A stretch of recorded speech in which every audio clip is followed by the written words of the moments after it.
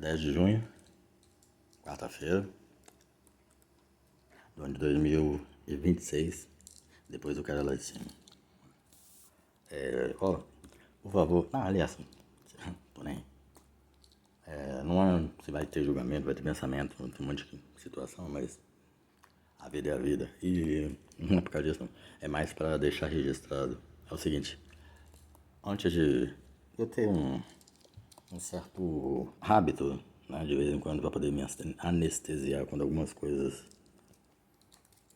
me sufocam, vamos supor assim. Ou que eu não concordo, sabe? Eu tenho um pensamento, eu tenho, sabe, a minha opinião muito forte.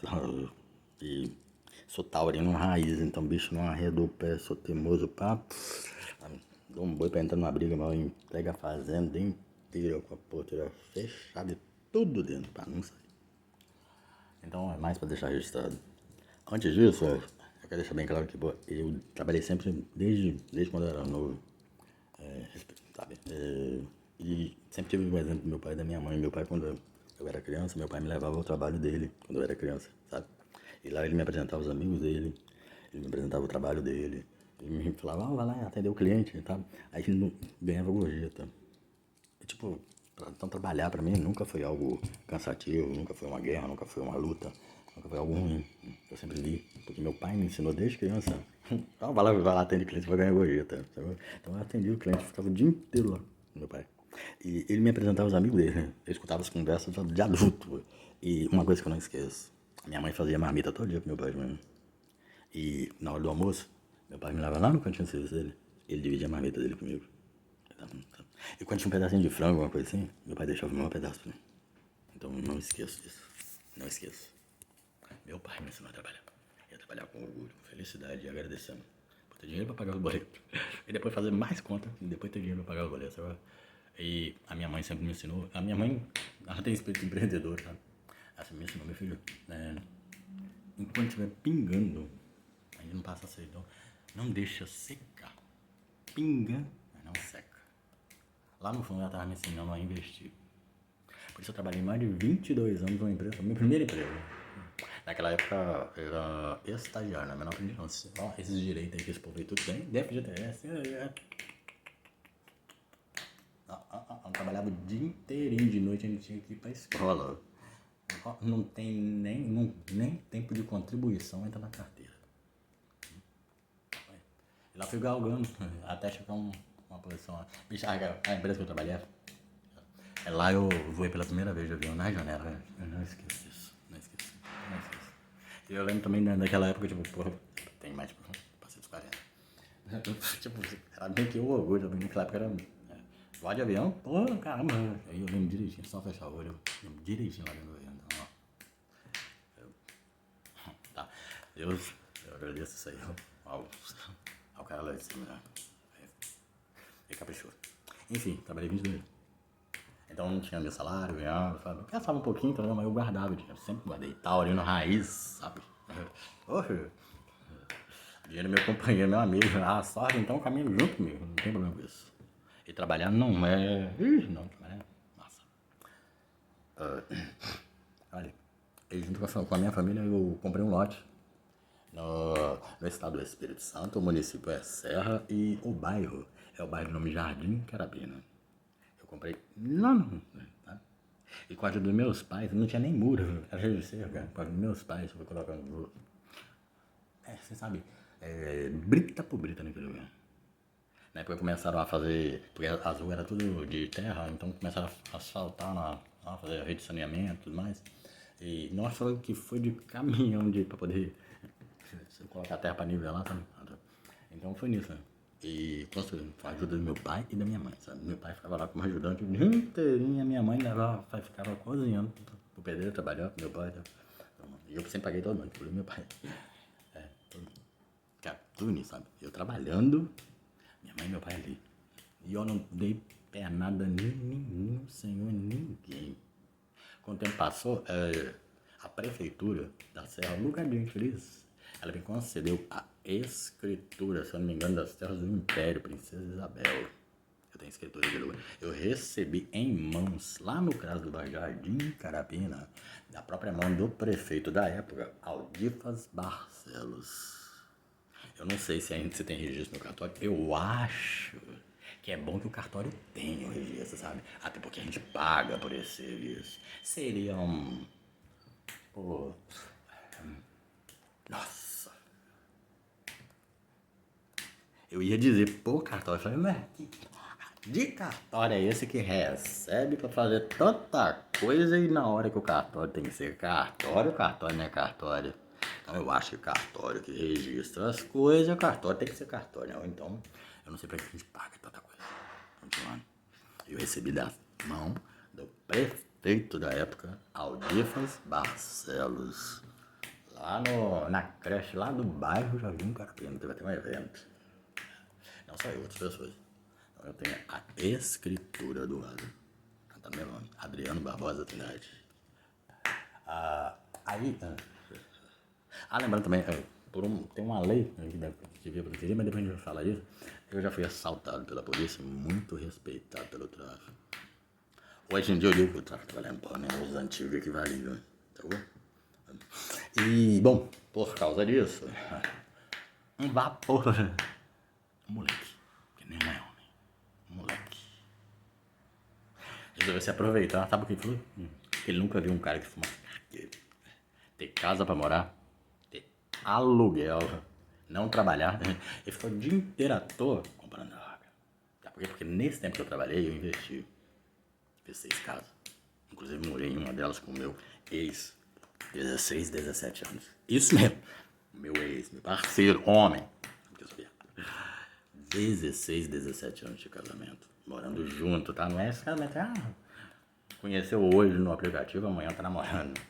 No outro dia já é ex. 16, 17 anos. Pois é. Não fiz lá tanto. Então, por exemplo, saí do emprego, tá, beleza, mas eu fiz investimento, tinha uma casa pra morar, e tem. É meu. E tem outros que eu aluguei. Ou seja, se eu tô alugando, tá morando, o dinheiro é meu, eu faço o que eu quiser. Ali, afinal de contas, eu trabalhei pra ter o que eu quero. Você quer vida boa? Faz o mesmo. Não tem culpa de vida ruim de ninguém. Mas o vapor achou que eu não mereci, não mereço. E não só ele tá. Os gerentes lá das bocas também, acho que tem o mesmo tipo de pensamento. Porque eu fui lá conversar, não resolveu, foi porra nenhuma. Então, só pra deixar claro, sabe? Se acontece alguma coisa comigo, isso aqui já é um aviso, só pra deixar claro. Diante disso, inventaram a história pra poder tirar de quem? Porque, sabe, porque na verdade eles queriam que eu comprasse deles e tipo, eles começam. Eu vou mandar um recado pra galera que trabalha na, na farmacinha de rua, sabe, na Bandite. É o seguinte, mano, tu quer ganhar dinheiro e ir pra frente? Valoriza o cliente. Se eu compro toda vez, compro direto, com bastante, e por bastante tempo, você deve ter um baita de um problema de memória pra não saber nem sequer o nome do seu melhor cliente. Porque o meu nome é Adriano, não é desgraça. Só pra ficar bem claro, tá bom? Quem aparece hoje com uma nota de 5, querendo de 5, amanhã pode estar com 1 milhão, passando de carro importado lá e pedindo, quero 1.000 conto. Entendeu? E no outro dia pode estar lá só com 5, entendeu? Se você não tá conseguindo vender, então, sabe, tirando sua comissão, é porque você é burro, tá bom? Só pra ficar claro. Então, esse moleque se achou no direito de tirar de um ser humano o que o ser humano lutou tanto pra conquistar. O fruto só do meu trabalho, afinal de contas, eu sou espírito santense e na bandeira tem um grito de guerra e o nome trabalha e confia. Por isso, filho, eu posso ficar à vontade pra lá e pra cá até sem trabalhar se eu quiser, porque eu tenho renda, porque eu trabalhei e corri atrás disso, não foi você. Bom, tirando isso, na época em que eu tava bem, até porque a sociedade julga, né? Já não vale nada. Não, pra você ter noção, eu já não. O sistema de saúde brasileiro baita no sistema, né? O Zé Gatinho e o Zé Agulha, eles erradicam doenças. Só que basta eu preencher uma ficha e lá eu marcar que eu sou homossexual e o Hemosa já me descarta pra doação de sangue. Você vê mesmo? Já foi homossexual, não tem jeito. Enfim, de acordo com o julgamento invadiram a minha casa, me botaram me expulsaram do bairro e inventaram uma dívida que inclusive os gerentes já receberam o comprovante de pagamento 2 vezes. E a porra do vapor PHBH, sei lá, alugamos. E hoje eu tô mais ou menos numa situação assim, sei lá, vamos lá. Não é por causa que eu sou ator, não. Não é por causa disso, não. De jeito, não. É por causa de um moleque que é só vapor e tinha onda de gerente. Então, você tem que fazer boletim físico, um monte de coisa. Mas diante de uma situação, apesar de eu estar assim, nessa situação, tem certas coisas que a gente pensa. A gente pode estar drogado bastante, mas a gente pensa porque é importante pra gente. O cara, ele é tão moleque que nem homem é, porque não honra nem o saco que tem no meio das pernas. Porque eu sou viado, honra mais a minha palavra, mais quem eu sou muito mais homem do que esse moleque. Ao invés de vir pra cima de mim pra resolver a situação, vai ameaçar a minha família, tanto de um lado quanto do outro. Ameaça de morte, que é crime no Estado, na nação brasileira, prescrever. Não sei o que no civil, sabe? Na justiça só ameaçou, já é crime. Então se eu fiz o boletim de ocorrência, eu já devia estar nas grades preso. Já é crime a partir da hora que ameaçou. No dia caso meu tio arrebentou tudinho, foi com um fuzil me procurando. Sabe o que eu queria? Queria minha assinatura num pedaço de papel para que eu passasse tudo que eu tinha o nome dele. Ó, pra você ver. É tão crime porque é premeditado. Bom, eu tenho certeza que ele vai se ver com o cartório e com justiça. Não vai demorar muito, mas deixa bem claro porque eu não me mexi com muita coisa. Porque existe essa situação. Quando a gente tem só uma família que é da roça, que trabalha sem passar a perna nos outros, de um lado, e tem um delinquente, um vapor do outro lado, que é uma criança que nem saiu ainda da fralda e tá achando que tem pose de gerente do outro lado e ainda com um fuzil na mão. A gente tem que ver qual dos dois, sabe o que a gente faz direitinho, porque nesse caso a gente tem que pesar as coisas, porque por mim eu não tenho medo de bala não. O Cristo Redentor tá lá no Rio de Janeiro de braços abertos pra todo mundo. É uma das 7 maravilhas do mundo moderno. Até o Papa, quando veio aqui, o representante do Cristo Redentor teve que andar por aí uma caixinha de vidro pra não tomar bala na cara. Enquanto isso, o Cristo Redentor tá de braços abertos tomando bala na cara de fuzil pra lá e pra cá. Né? Tá lá. Olha o cartão postal da nação. Uma das 7 maravilhas do mundo moderno. Cristo Redentor de braços abertos. E os morros lá pra lá e pra cá. Sei lá quantos tiros ele já tomou. E continua lá de braços abertos. Bala perdida.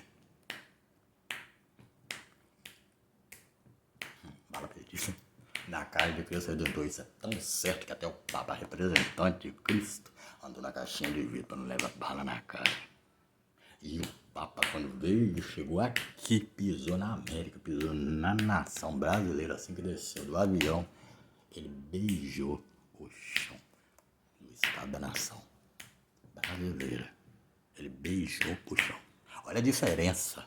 Olha a diferença de um pro outro. Olha a diferença de Cristo Redentor e do povo que fica tacando bala na cara. Um taca bala na cara, o outro beija o chão e agradece e abençoa a nação. Um dia só pra falar, deixar o cara pra vocês. É lá o bairro Jardim Carapina. É ali perto do burro, não. O nome do índio é PHBA. Vou deixar registrado. Tem 2 gente também, Johan e Alexandre Rubinei. É eles aí que estão ameaçando minha família. Essa coisa. E não é só ameaçando mais de uma vez. A outra vez ele me encontrou na rua aí, tava de bicicleta, falando que eu ia apanhar. A verdade da história é a seguinte, é porque ele deu um derrame lá e queria que eu aqui pagasse pra ele. Pagasse a conta dele. Nem eu do derrame, todo mundo guarda de fora a fora. Eu nunca fiquei devendo um tostão pra puta nenhum. Agora assim, paguei certinho. Muito bem pago. Se ele quisesse, sei lá, usufruir do. Poxa, trabalha direito, porque tem outras formas de você conseguir dinheiro e ser bancário, tá? acima de mim não. Vou deixar claro e registrado. É um... Talvez pode ser. Pode, eu libero para que talvez diante de um tribunal na frente de um juiz seja como se fosse o meu. Meu testemunho póstumo. Não vou chamar testemunho de Barbosa, então meu testemunho póstumo, caso seja necessário. Deixa bem claro.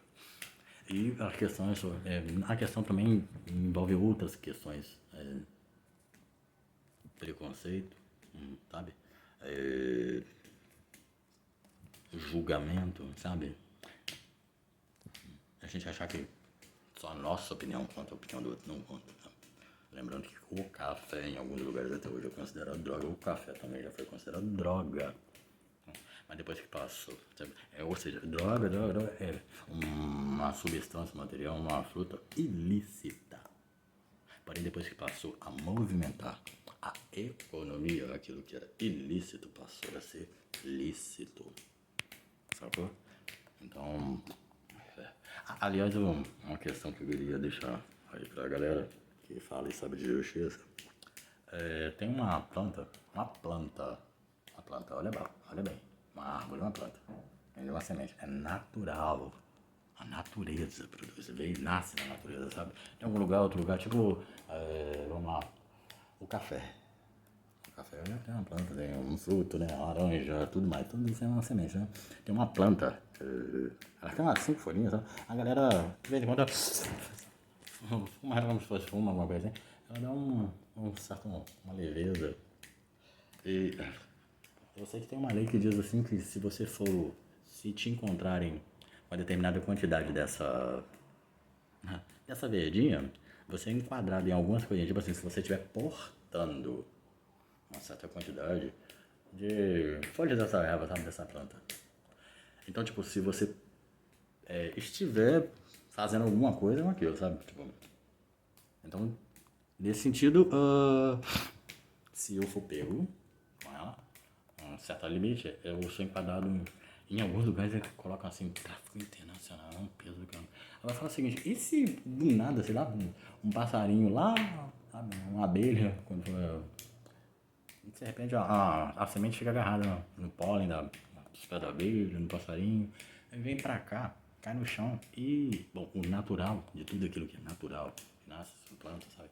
Quando se toca no chão de uma terra que, lá não disseram, tudo que aqui se uma terra fértil, tudo que se planta nasce.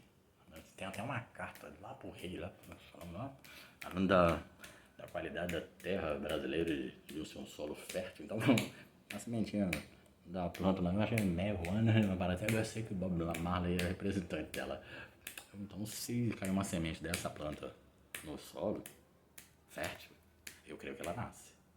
Então, eu acho que não deveria ser crime se, por exemplo, no meu quintal tiver uma planta específica. Mano, é você que plantou aí, pá. Eu posso até ter plantado, mas a culpa dela nascer não é minha, não. É da nação brasileira, que é uma terra fértil e abençoada. Não tem problema. Eu coloquei ali, fazer o que se brotou? Se Deus mandou chuva, a terra abraçou e a semente brotou. Não tem culpa disso, não. Ele tá ali. Não tô fazendo nada com ela, você usou minha casa todinha, não tem. Ela só tá ali no quintal, não tem culpa disso, não. Ou seja, até onde você portar é crime, vamos dizer assim. Plantar é crime. Porque não é natural, não é normal. Aliás, a lei, ela impede que uma uma árvore, que trabalha para fotossíntese, a lei impede uma planta de nascer, de ser plantada, de ser cultivada. Deixa eu entender. A lei proíbe que uma árvore cresça. Tipo, já decidiram uma lei para abortar as sementes. A gente escolhe agora qual é a semente que pode nascer, não pode. Não, é só gente não pode não. Feijão não pode nascer. Por que o feijão pode ser plantado? É uma semente. Por que o arroz pode ser plantado? É uma semente. É natural. É natural. É natural. Então não pode plantar, vai impedir de nascer, de brotar. Vão tirar a fertilidade das terras da nação brasileira.